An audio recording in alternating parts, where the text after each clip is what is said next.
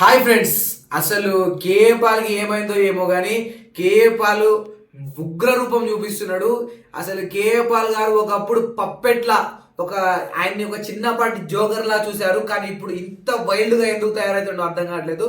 Recent గా చిరంజీవి గారు Laila event లో సుమా గారు అడిగిన క్వశ్చన్ కి క్లింకారా గురించి అడిగితే మన చిరంజీవి గారు ఏమన్నారంటే, సో చిరంజీవి గారు అన్నారు, మా ఇంట్లో ఒక లేడీస్ గర్ల్స్ హాస్టల్ లెక్క ఉంది, సో అందరూ అమ్మాయిలే ఉన్నారు, సో మా వారసత్వాన్ని మా లెగసీని కంటిన్యూ చేయాలంటే, అంటే మా వారసత్వాన్ని కంటిన్యూ చేయాలంటే ఒక అబ్బాయి కావాలి. సో రామ్ చరణ్ని నేను అడిగాను, ఒక అబ్బాయిని ఊరా అని, నాకు మళ్ళీ మనవరాలే పుడుతుంది అనేది నాకు భయం అవుతుంది అని చెప్పేసి చిరంజీవి గారు అన్నారు.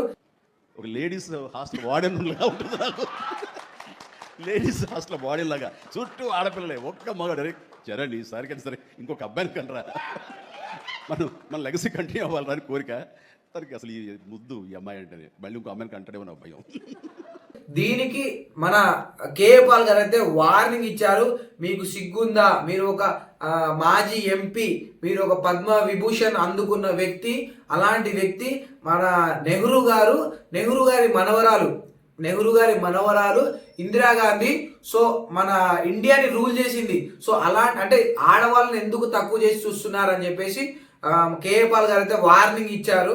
I strongly condemn Telugu actor Chiranjeevi statement about his wish to have a grandson, preferably instead of granddaughter, to continue his legacy. Chiranjeevi, have you not heard former Prime Minister Nehru's had a wonderful daughter Indira Gandhi, who continued his legacy, even became the most popular woman in the world as the Prime Minister of India, Indira Gandhi. It's a shame for you to make such derogatory statements. So నాకు కూడా అంటే ఆయన ఏదో casual గా చెప్పారు కానీ, so దాంట్లో గట్టిగా డెప్త్ మీనింగ్ అని అంటే, నాకు ఒక వారసుడు నీరా అని అంటే, అది కూడా ఒక చిరంజీవి లాంటి ఒక పెద్ద వ్యక్తి అనడంలో కూడా కరెక్ట్ కాదనిపించింది. కానీ ఈ పాయింట్ ని పట్టుకొని మన కేఏ పాల్ గారు అయితే విరుచుకొని పడుతున్నారు. సో ఈ మధ్య ఎందుకో పవన్ కళ్యాణ్ ని చిరంజీవి గారి మీద అయితే హై లెవెల్లో టార్గెట్ చేస్తున్నారు.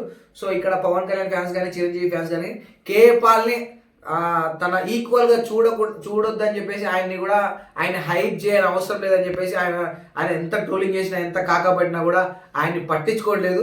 సో నిజంగా కేఏ పాల్